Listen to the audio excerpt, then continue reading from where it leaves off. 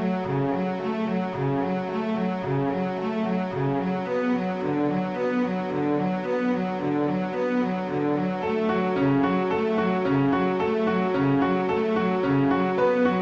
welcome back to another episode of Card Talk, a podcast where we spend just a little bit of your time talking about cards from Lord of the Rings card game. I am your host, Dave Walsh. And I'm Ted Bannock, and I love talking about cards. I'm very excited for today's episode, David. I think we're a little bit of a callback, sort of a pseudo callback to when I was first on the show.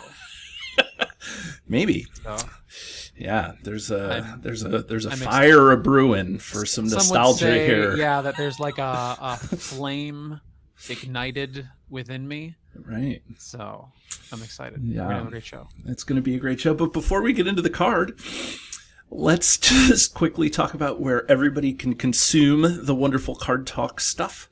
Hey, we have a blog. Matt, our wordsmith over at the blog. He keeps up with all our reviews and even more. So he has playthroughs and all sorts of bonus stuff over there. You can visit him at cardtalk2018.com. You can also see all our back episodes and cards and all sorts of good stuff. We have a YouTube channel and we have a podcast feed. You can subscribe to those things. We have a Patreon. If you want to become a patron, we have patreon.com/cardtalk2018. And we also have our bi-weekly playthrough series where Micah is over there doing our playthroughs and playing cards and doing all sorts of fun stuff. That's called Second Breakfast. That's what the cards are for. They're for playing, right? Sometimes cards are for collecting. But I'm one of these weird ones where I play with all the cards, even the alt art cards. I shuffle them right into decks and play with them because that's what they're there for, is to play cards. Yeah, I mean, a lot of them are pretty to look at. So they are. They're really good artwork. Yeah. Just like the artwork on today's card, right? Exactly. Yeah. So what is today's card, Ted? Today's card is Flame of Anor. A lot of times I confuse this. I want to say like Arnor is like the realm of the north, and sometimes I say like Flame of Arnor. That's wrong. That's not right. So we have Flame of Anor, which is a neutral 1-cost event. It's got the trait spell, and it reads: action, add Flame of Anor to the victory display and discard the top card of your deck to ready an Astari character you control. That character gets plus X attack until the end of the phase, where X is the discarded card's cost. You cannot pass! I was just about to say that the movie gets another thing wrong, right? It's you cannot pass from the book. That's what the quote is. But the famous Gandalf, when he's on the bridge of Khazad-dûm and he's talking about,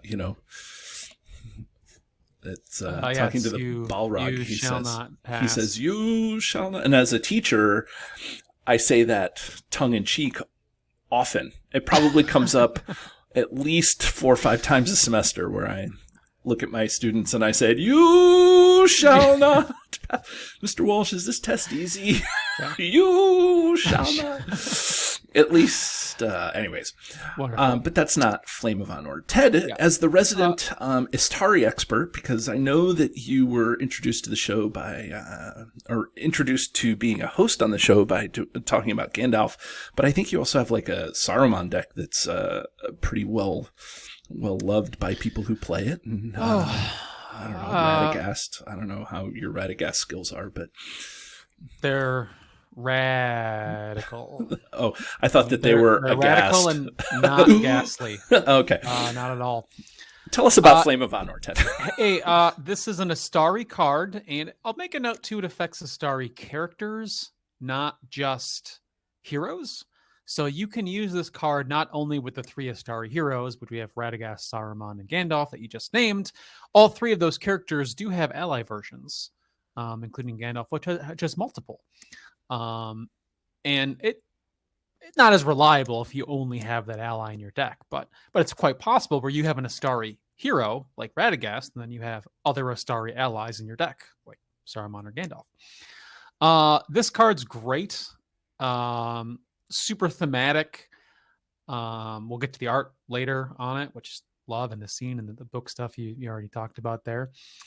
But you get a ready for one action, which already that's about on par. Because all those characters you get to ready for one resource. One resource. Yeah, yes, thank you. It is an action, but okay, just making sure. So it's that action clear. Speed, right, for one resource to ready an Astari character, which they're all high statted, and then additionally you get this plus X to your attack, which if you're playing Gandalf hero, the top card of your deck's always revealed, so you know if that's going to be 0 or. I was going to say 5, but it could be 6 because, it could be Brok. It's the only use for Brok Ironfist. You could have anywhere from 0 to 6 attack. And this is great for definitely all 3 heroes. I've never actually used it on an ally. I just wanted to point that out.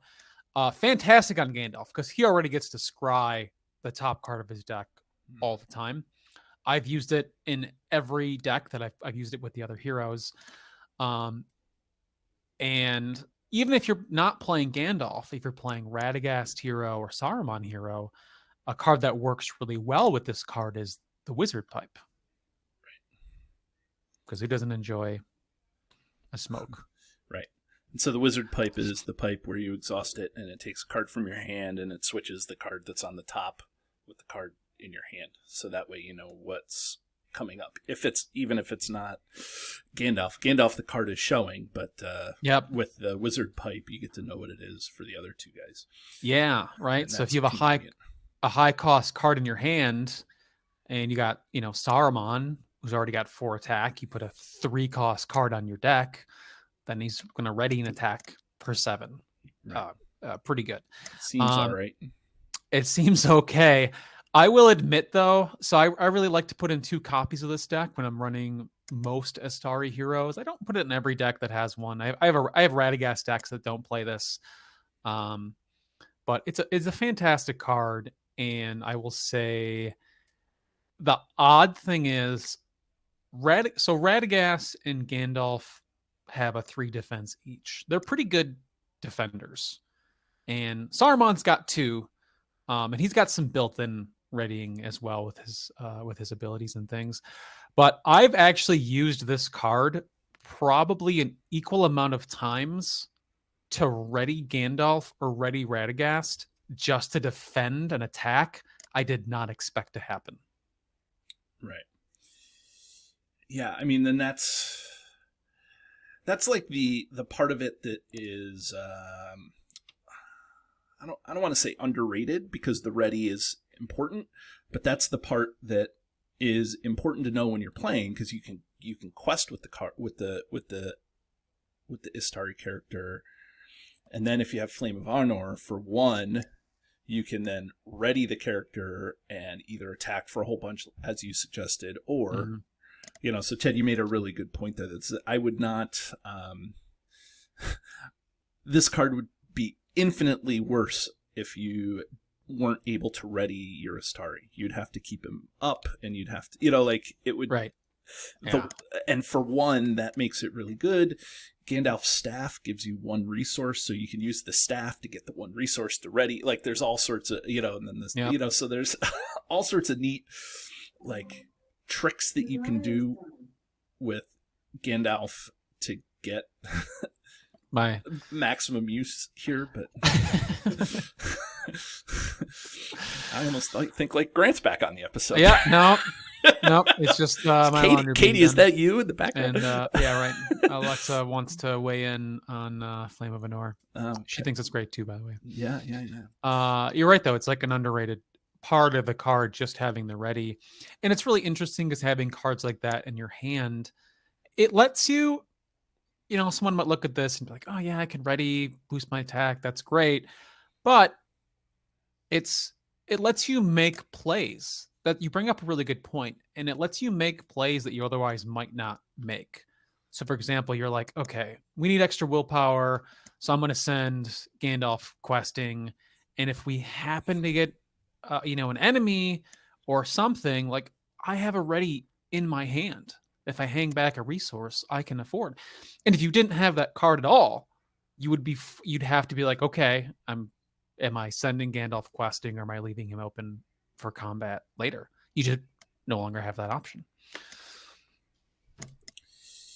Yeah. I mean, I guess it's important to talk a little bit about some of the deck building things that you touched upon in a little more detail. First of all, it does say Astari character, so you could use this with the ally versions. Each of the Astari characters have heroes have at least one ally version. Gandalf having two ally versions, but I don't see that being like a viable strategy. I mean, you could put it in there for fun, but the Flame of Anor is not going to be the reason why you get multiple readies out of Gandalf ally or Saruman ally. Because it's just drawing into a 2-card combo is not something, that you rely upon.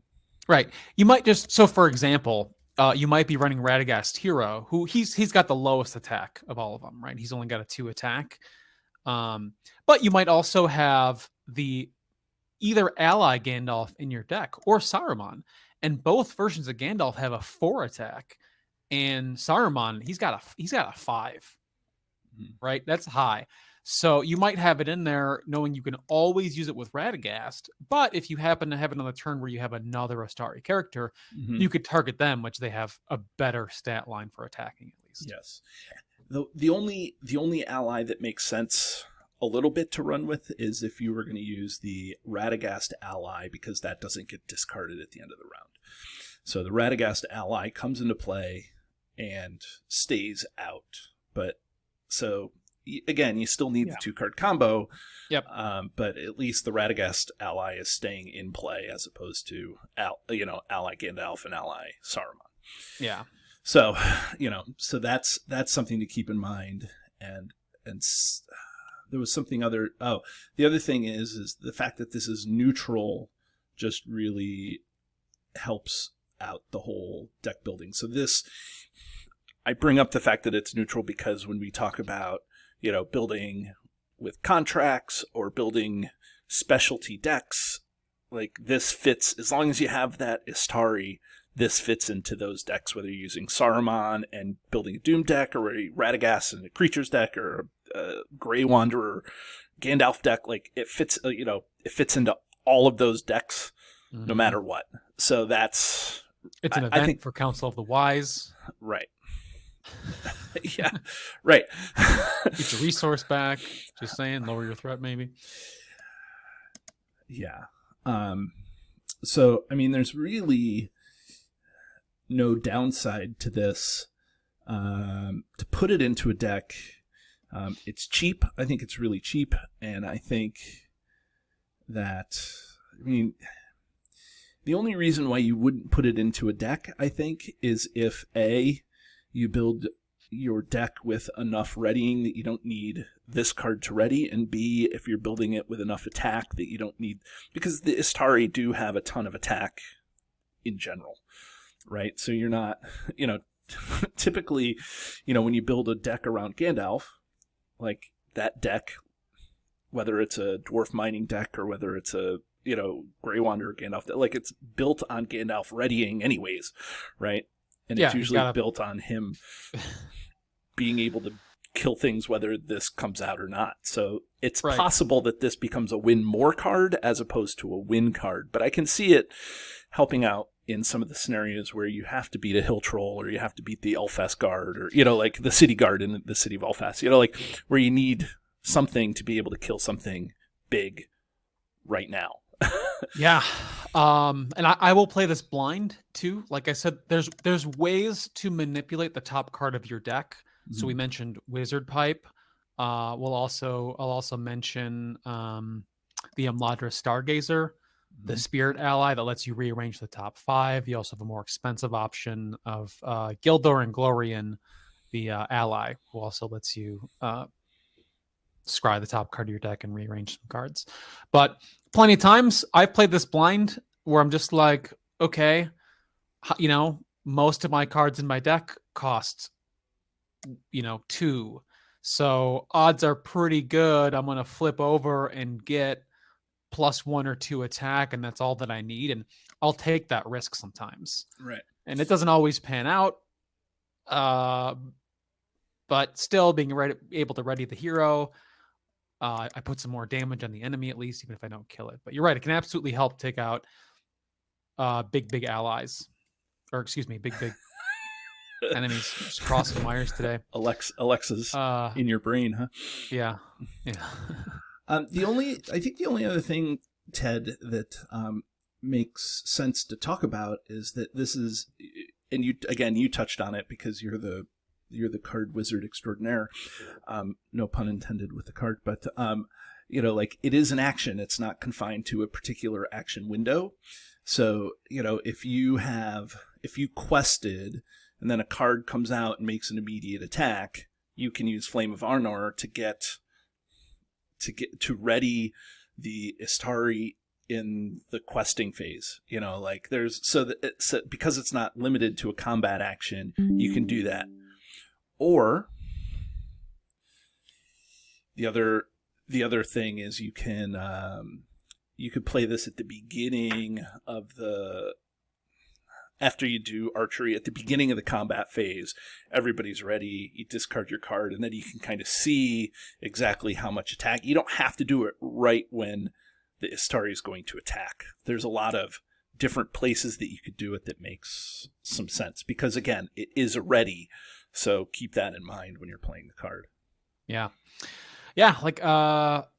and the neutral aspect too, like you mentioned, is a very important part, because whether you're running mono lore, or you have one lore hero like Saruman, and then you have 2 leadership heroes, like it doesn't matter which resource you leave open. You don't have to specifically set aside a certain type of resource. You just got to keep one anywhere, and that part I think is underrated too. Yeah.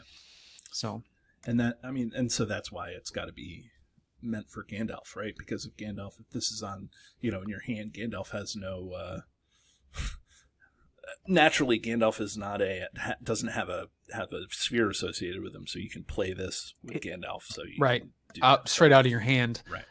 He's definitely the best target for it, like we mentioned, because of his ability. You always see what the attack bonus is when you get it, but the other heroes, and to an extent, using it on an ally, which like I said, I haven't done. Could be very fun. So, and I think that this card is one that is going to come out, or is out in the new Fellowship of the Ring box set. It's in the Road Darkens, which I think is the second expansion. You and I would see it as the second expansion, but I think that with the reboxing, it's the Fellowship of the Ring. So yeah. So if you pick up the Gandalf set, you're going to get this card. If you get that new reboxing of it, then you'll have it for some other wizards as well. I think just the very last thing we'll mention about it is this is one of the few cards in the game that has victory on it. So you add it to the victory display when you play it. So it cannot be recycled, shuffled back into your deck. You use one copy one time, and then it's forever in the victory display. It does help in certain quests where you need to count victory points. A lot of those scenarios are in earlier cycles. I'm thinking of the first 2. There's two quests specifically. One's in the first cycle, Hills of Emyn where you have to just. I think, and Ted, you may correct me if I'm wrong. I think that specifically says you need victory points on locations, because I think that there's people that have tried to cheese that with victory points on. Let's find out. Player cards. Mm-hmm. And while you're looking that up, I will say that, as an aside, there, like things like the victory display mechanic, where you have, I was going to say Heed the Dream. No. What's the one? the cancel. It's Galadriel, not. The door is closed? No. Okay. I can't. What's the one you bring to every convention? It's 5 cost, but it's reduced by 1 for every card in the victory display. Keen as lances. Keen as lances. So, that you can put this in a Keen as lances deck and help a little bit there. The Hills of Emyn Side 1B states players cannot defeat this stage unless there are no Emyn locations in play, and they have collected at least 20 victory points. Okay. I thought it was specific to I used it points on locations. I was playing that scenario on Nightmare, and so I specifically took Gandalf to include 3 copies of this card. So that way I would get, because the nightmare version of the quest has a similar thing. You need victory points. Yeah. But it doesn't say from where. Right. So it doesn't. Right. You just gotta have them. As an aside, the nightmare version of Hills of Emyn makes that scenario, which is otherwise not as fun, actually pretty fun. Very fun and challenging. It makes it a little more challenging, but it makes it more fun. So, I think it's the worms that come out of the ground. There's big things that come out and hit you. And what was the second one that needed victory points? You said that the second one that I can think of, and there's maybe even more. It's I believe it's Redhorn Gate. Redhorn Gate is the one where you climb the 3 mountains. Mm-hmm. There's Caradhras and 2 other ones that I can't recall the name. Right. And the condition is the same as you must have, I think, 5 victory points or something like that. And this card will count towards having it. Right. And there might even be another. There could be other instances too where it matters, but those are the 2 off the top of my head that I recall. So, but how about that artwork? Yeah, I mean, to me, this is inspired by the movie, right? Because this is that obviously the Balrog and Gandalf on the Bridge of Khazad-dûm, where this is the epic standoff, where he talks about the flame of Anor, the flame of life, that people have, to try to cast down the Balrog. And the Balrog is definitely, I guess the Balrogs through time, even before the movie, have always kind of had this shadowy, flamey feel, because that's how Tolkien has described it. I can't get a sense of whether there's wings or not, but anyways, that's always a thing. But I think that this is really good artwork. I really enjoy this artwork on this card. Yeah, I think it looks great. It's just is, whether it's movie inspired or not. It's pretty stellar. Yeah. I think there's some influence there, though. I agree with that. Yeah. So, okay. All right, let's put it through the ringer. Should we ring this guy? Let's ring it out. Okay. So, for anybody who doesn't know or may have forgotten, we have a highly scientific yet arbitrary system where we ring a card on a scale from 1 to 10, where a card that is ringed a 1 is the one card to rule them all, or one of the best cards in the game, and 10 is a card that gets thrown back into the fiery chasm from whence it was made, or not a very good card in the game. So Ted, I think I'll go first. I think I always make you go first whenever we do this, so I'll go first just to do this. So typically when I am ringing cards, I ring them on how much I am inspired to deck build, and while this card is good, it's got very strong limitations. It can only go into decks that have Astari characters and typically Astari heroes. And so when I look at the Flame of Anor, I don't get inspired to build a card. I just include this card into my decks, which already have the Astari heroes, or even Radagast Ally. Good in an Eagle deck, by the way, because Eagles are high cost. So, is this card good? Yes. Is it inspiring? not. It's like the Sylvan events, right? Flame of Anor. David is not impressed. Yeah. I mean, so the Sylvan events are really good for Sylvan decks. What's that you got there, Gandalf? A matchstick?